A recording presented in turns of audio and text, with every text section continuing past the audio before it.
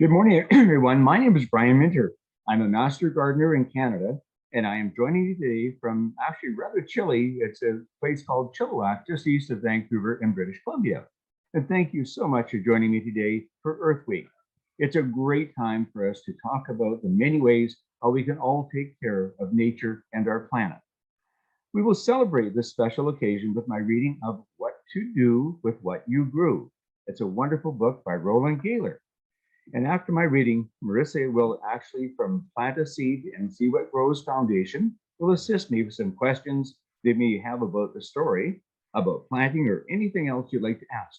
Your teachers can text the questions to us, then I'll guide you on how to plant a seed. Let's start, shall we?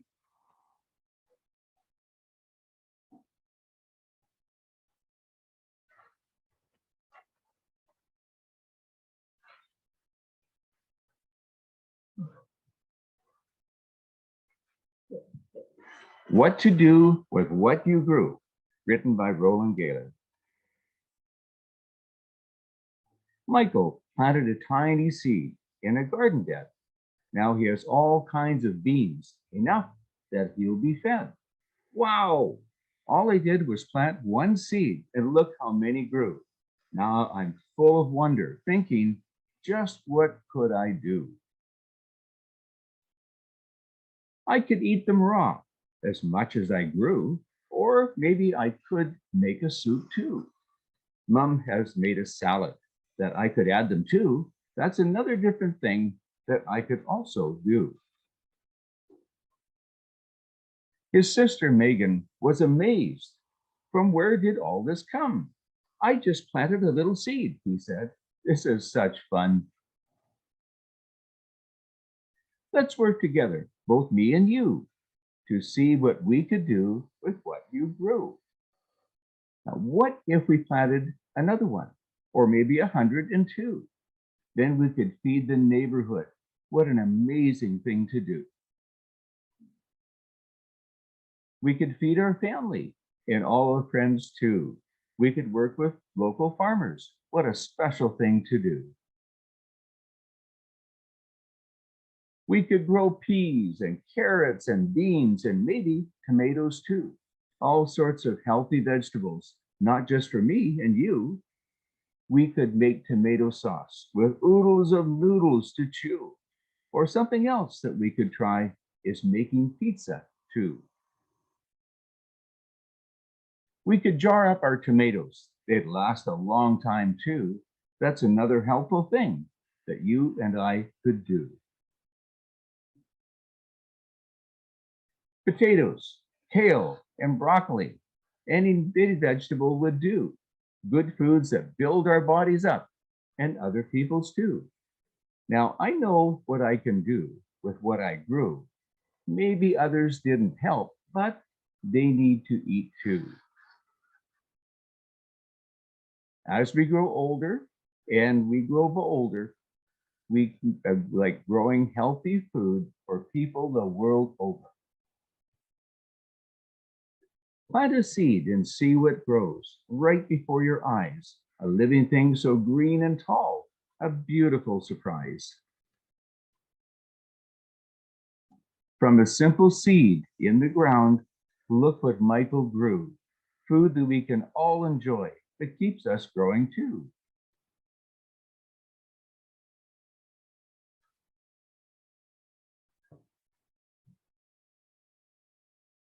Oh, Good morning, everyone. okay. Hi, Marissa.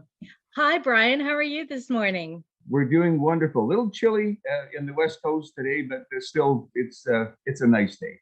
That's true. But I have to say, I'm watching my hummingbird just out on my balcony having a good feed this morning. For everybody out there, I'm in Vancouver too. So we've got chilly, rainy weather. Yeah, we sure do. So we have one question already. Mm-hmm. Why do we need to learn how to plant and grow food? Well, a couple of things, and we're talking about Earth Week, which is so very important in the world today with climate change and everything that's happening. And I'd like to relate a story. A couple of years ago, we had a serious weather event in the Fraser Valley where we live. where the entire lake that was Sumas Flats isolated our community. Our community didn't have any way of getting food in from other areas. We were isolated. We were running out of groceries in the store and so on. It was unreal that this would happen in Canada and so quickly. But for those folks who learned how to grow food and were able to, as Michael and Megan in the story were talking about, able to jar up the tomatoes so they would have food. So learning to grow food is a bigger issue of food security in Canada. We all have some place in our garden. Even if it's a very small garden, we can be very creative and innovative and learn ways to grow food. But in our area, and I think for most of the country, we were paying $8 a head of lettuce last fall. But if we're able to grow things and learn how to grow things in our own home, in our neighborhoods and so on, it's very important to really look at the importance of food security and being able to grow our own things, because in reality, as the weather patterns change, we're all going to need to be able to grow lots of our own food. I hear you, Brian. I have a balcony garden, and I grow my lettuces just in a big pot on my balcony. And It's nice to Marissa, have it. and Marissa, one very innovative lady in our community, didn't have a lot of room, but she had a side of her home, and she put eaves troughs all across the side of her home, and she grew her lettuce and carrots and everything in eaves troughs. And I thought that was absolutely wonderful. So you're right, Marissa, even in a small space, you can grow all kinds of wonderful food. Here's another question that we have. What are some of the things that plants need to grow? Oh, really important question. That's a great question, because plants, when you put them in good soil, and I think the importance today of all of us, we're talking about soil regeneration, putting more back into our soils than we take away. And by that, I'm meaning looking at your soil and adding compost and adding wonderful things like compost and manures and so on to enrich our soil, to make them more able to supply nutrients to plants. So again, making sure your soil is good, nice and open and porous, and having lots of organic matter in there will help all your seeds grow, because they need food just like us. And that's natural food. And we're being more organic today, but also we have today, for a little more encouragement, we have lots of nutrients and fertilizers that are organic that we can feed our plants and help them grow quickly. And when plants are like us, if we don't have enough food, sometimes we're a little more susceptible to being sick or getting a cold. But plants too need to be healthy. And when you have the organic matter around them, have all the food they need, is very, very important. Also, because of climate, we're all noticing that our summers are pretty warm. Not only having food, but having regular watering, making sure that when you do water, you water thoroughly so the water goes right down to the roots. That too is very, very important. And as plants grow, like peas, for example, we need to stake them up so they get them up off the ground and they're able to grow easier and better. So there's lots of little things we need to help those seeds along to make sure they grow healthy and strong. Great. We have a question from Joshua. How long does it take a seed to grow? Joshua would like to know. That's a very good question, Joshua. It depends on the type of seed. Joshua, let me give you an example. I've got some pea seeds right here, right beside me. This is a package of peas right here, and you can see the seeds right in my hand right here if you can see them. Well, we plant the seeds today in a little pot or tray. And to give you an example of timing, this is a little tray of those pea seeds. This is 5 days old. So to give you some sense, now this is in a greenhouse because the Marissa knows it's pretty chilly in our region this time of year, but this is 5 days old for those seeds, not only to germinate, to start to grow. And Joshua, this is about 2 weeks later, those same pea seeds growing beautifully and strong. So to give you some sense of the timing, 5 days, 4 or 5 days for germination for them to come up. And then when we look after them, chill them off a bit to make sure they're nice and strong and not too hot, they'll grow into beautiful, strong plants like that, ready to put in our garden. And other seeds may take 2 weeks. Parsley if you want to grow the lovely parsley, it takes about 2 weeks to germinate. Tomatoes, about 7 or 8 days to germinate. I would say onions, for example, probably a week to germinate. And so it varies, and depending on what type of seed you grow. Some that come up within a few days, others you have to be a little more patient for a longer period of time. But that's a very good question. Brian, you talked about growing these in a greenhouse. Do Hmm. people grow these in their classrooms? Oh my gosh, yes, absolutely. And I think I'm delighted to see right across, and I've helped many schools are starting garden programs. So not only are you able to start them seeds if you have windows, or even if you have lights in your classroom to make sure the seeds get adequate light as they begin to grow, because that's a very important requirement. Yes, so seeds can be started in a classroom in many different types. And with teachers, I always recommend two things. One, please grow the seeds that the young folks really love. What are they passionate about? What do they really care about? And the second thing is make sure you're growing plants that are relatively easy for folks who are just new at this to grow and enjoy, so they can see some results right away. And then we have to decide what we're going to do afterwards. Are they going to go in a garden? Are the children going to take them home? And so we have to make decisions all the way along. Well, that leads into one question. What can we plant now and harvest before school ends in June? Again, wonderful question. So this is important to understand. One of the important things that I really love in Canada, we have so many wonderful seed catalogs. And seed catalogs from many different companies in our country are great because they tell you how many days from the time you plant the seed and it comes up before it'll be harvesting. So rather than having to guess, we can go to our local seed companies, get a catalog, and it'll tell us how long it's going to take certain ones to germinate. And if you want something, probably the fastest one are radishes. I love radishes because they're nice and hot and tasty, but they germinate in, oh gosh, I would say about 3 or 4 days. They come up out of the ground.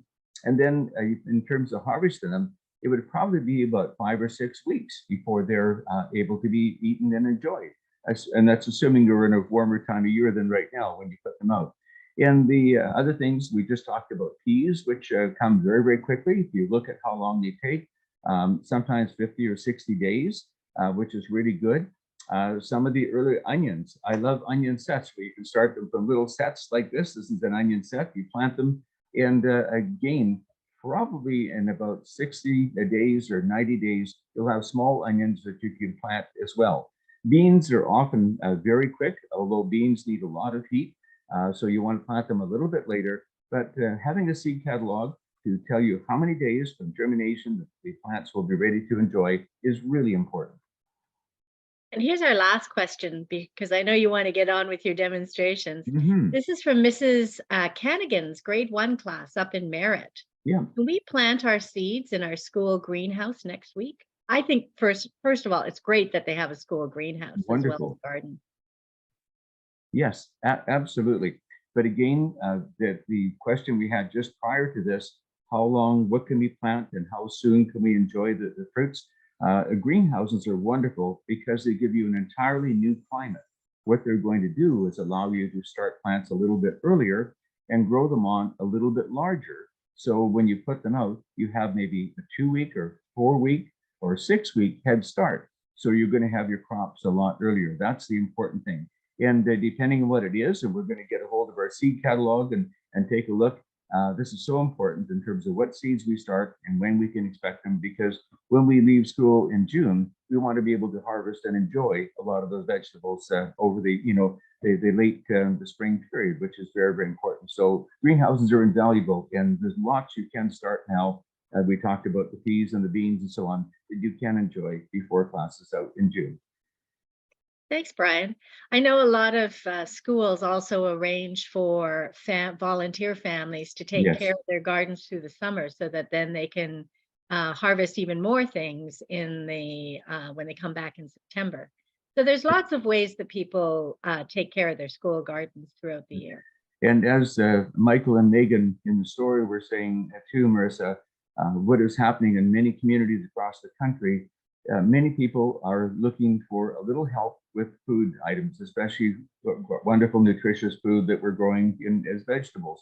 And if you are growing a school program that someone is volunteering over the summertime, it's nice to be able to take those when they're maturity, not only for us, like Michael and Megan were talking about, but taking them to our wonderful food banks to help so many fellow Canadians, which is really important as well. So I love that idea, Marissa. That's a really good point.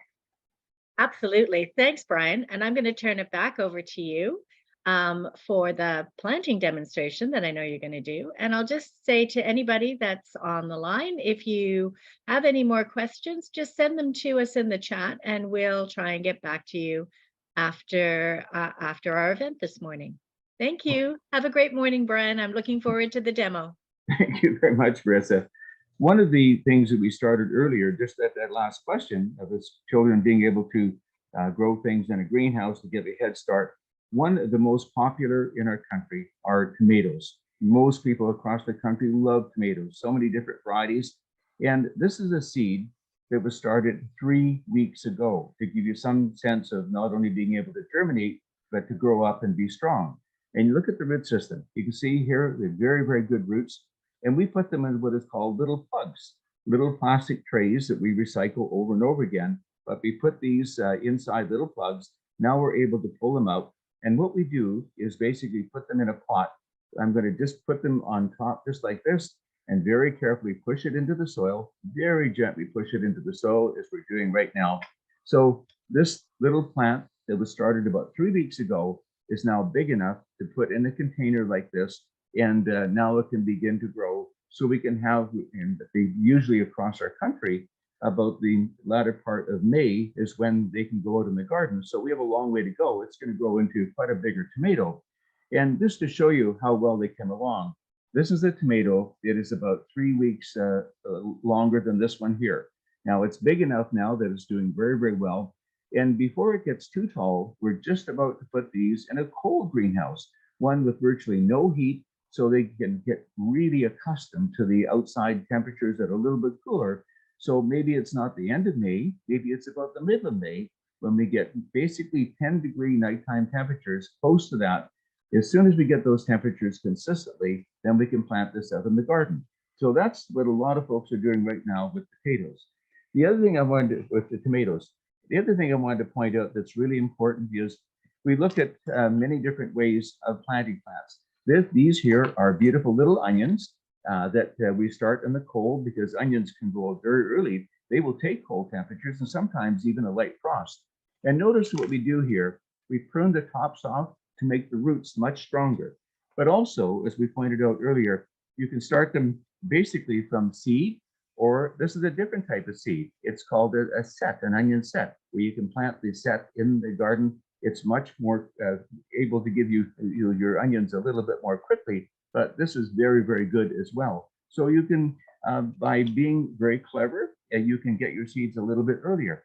And most people love potatoes. It's probably one of the #1 crops grown in our country. We do a great job, and thank you to all our farmers who grow potatoes, because really at the end of June, we'll probably be having crops ready to go because there's early, mid-season, and late. So seed can be very tiny, like the peas and the carrots and so on, or they can be very large, like the potatoes here.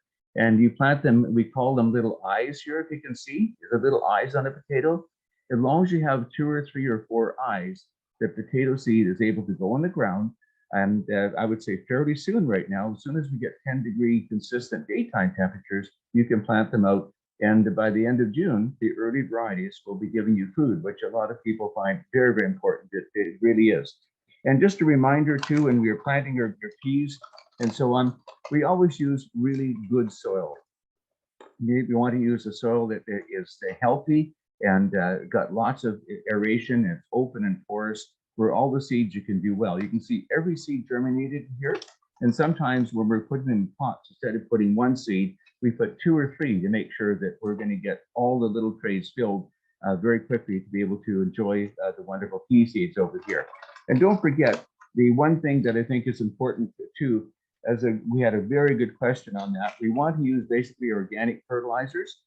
This is one we use on the West Coast here. It's called Flower and Vegetable Food, and it has kelp in it, and it has some fish meal in it, and it's 40% organic, which helps the plants get lots of food and nutrient, as well as all the organic matter we put in our soil. So those are things that are very, very important. And don't forget, we have a wide range of seeds. We can grow everything from all our beets. We can grow different types of carrots, which are kind of important. I love all the beans and the bush beans, and don't forget, we can grow pole beans. I love growing pole beans because they grow 8 or 10 feet high and all the way up and down. We get wonderful beans we can harvest so much more in a smaller location, which is very important and good as well. And don't think also forget about corn. We can grow beautiful corn.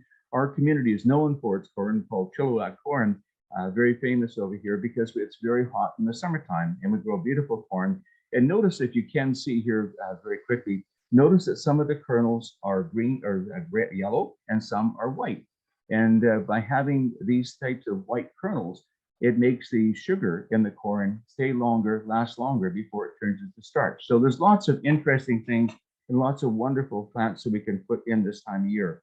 And it's so important that whether you're an experienced gardener or not, it's really very important that you give it a try with your class, because it is very, very important to learn not only how to put the seeds in, but making sure when they came up that they are getting water, that you're feeding them and looking after them and caring for them. Those are extremely important things to be able to do when you're growing food. But it only starts when you begin planting seeds. And all the wonderful teachers who are perhaps listening today, and because it's not only because it's Earth Week, because it's a very important thing to do about food security, teaching our young folks how to be able to grow and start a lot of their own seeds. Seeds are probably the most inexpensive way to grow so many different crops so easily. And we all make little mistakes from time to time. Oh gosh, I forgot to water, or I didn't give it enough food, or it's too warm or too cold. Those are wonderful things that we learn as we grow. It teaches us many things, so that not only having our teacher help us, we learn by watching and caring for and nurturing plants.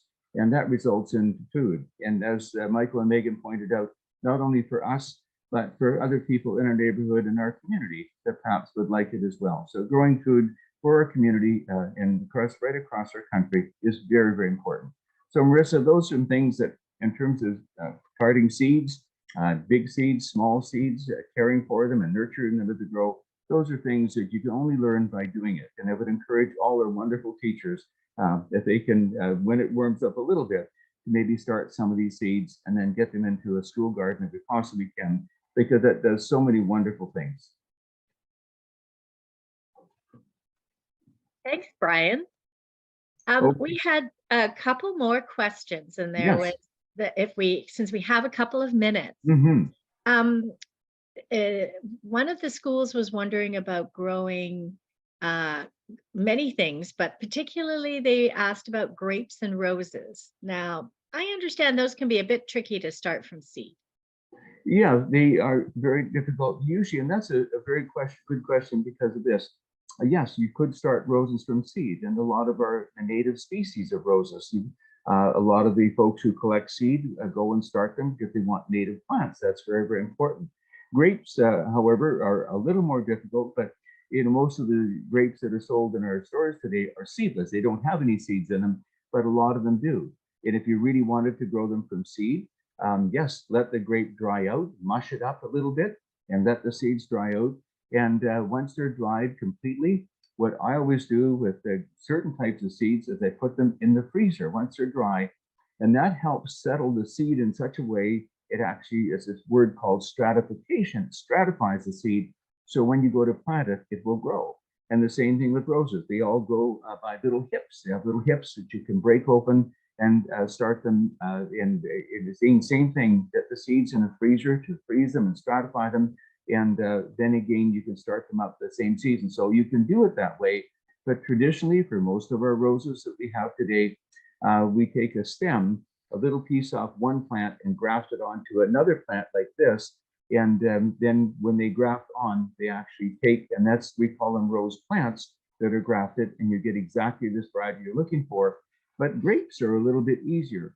We found some lovely grapes that we really enjoy that a fellow friend gave us to us many years ago. It's called Homestead Red. It's a beautiful big red seedless. So rather than starting a seed, we take the plant and we take cuttings off the plant. Usually we do it in the winter season when there's no leaves on it, that the plant is a little bit stronger, and we cut them about 5 inches long, and we start them in soil, perhaps just like this, just some regular soil that's well drained. And we start the grapes that way as well. So by taking cuttings of grapes, we can get any variety we like. And by seeding, we're going to get a few different varieties, but it's nice to be able to do that as well. So that's a very good question. So we can start things not only from seed, but in many different ways. Thanks, Brian. So maybe the second last question about growing seedlings or planting seeds into egg carton, the egg carton cups. What's the best way to kind of manage that? Like, do you cut them into squares, or do you stick them in the ground, or do you just put the soil in the egg cartons and start the seeds there and then transplant them? Yeah. What do you do? Very, very good question. And I think everybody in Canada has once started their seeds in egg cartons. I mean, I'm guilty too. I used to do that when I was young. You put good soil, of course, for germinating your seeds in the egg carton as well. And of course, cut everything off except the little trays, the little cavities we have in there. So one seed per carton, and I leave them all together. I don't cut them up initially. Then we see what grows and starts coming along. And of course, you can very carefully, when the seeds are up and big enough, and remember, we can't just leave them in one spot. We have to put them, as they begin to grow, in cooler temperatures to let them toughen up and really hard, we call them hardening off a bit. And then we can cut them up with a pair of scissors, if you like, into little sections. But most of us, our entire gardening industry, we use what are called plug trays. Plug trays are something like this over here, but smaller. And we just pop them out. We very carefully lift them out of the tray and plant them in the garden. They seem to do better. Sometimes the egg cartons can be a little bit tough to get the roots through. That's why taking them out, I think there's a far easier way to do for the little seedlings to get growing. So it's a wonderful idea, very easy to do, and I encourage everyone to do that. It's what we do. Thanks, Brian. Hey, here's our last question. What's your favorite plant to grow? Oh, well, I love vegetables. When I was young, when I was 12 years old, I think I had a garden that was over an acre in size, a vegetable garden. And I just love all vegetables. I love starting them. I love watching them grow and maturing over the season, which to me is such an important thing to grow. But I do love corn. We live in a community that grows corn. It's very tall, 6 or 7 or 8 feet high, and you can harvest the corn in the fall, which is so nice to be able to grow them. And sometimes the corn will shade other plants as well. But again, like all young folks, I did love growing pumpkins. Pumpkins are one of the really wonderful things to be able to grow. They're so neat. And of course, all the squash. And today, there's so many ornamental squash. You can use them as decorations for fall around your home. And then many of them keep. You can enjoy them a lot longer as well. But basically, I love all vegetables, and it's just fun to be able to grow them. And the more you grow and experience them, the more you learn, and it becomes something you become very passionate about and want to keep doing. That's great, and a lot of fun, Brian. Okay, over to you to sign off now. Okay, Marissa. Well, this is all for today, kids, and it's very important, I think, to remember this is Earth Week, and our planet really needs a lot of help. So anything we can do to help our planet, and if we grow things in our garden, around our home, making sure that we do things as organically as possible, that we really care for all the plants that we have and nurture them as well. Remember, everything is important, especially the trees around us. So those are very, very important. And I would like to very much thank you for joining me to Plant a Seed and See What Grows Foundation to celebrate Earth Week. They have been absolutely a great supporter of all the many things that are important in this world and to all the schools and special. So it's been a pleasure to be with you. Thank you so much. And grow many different things and enjoy and watch and learn as you do that. Thank you.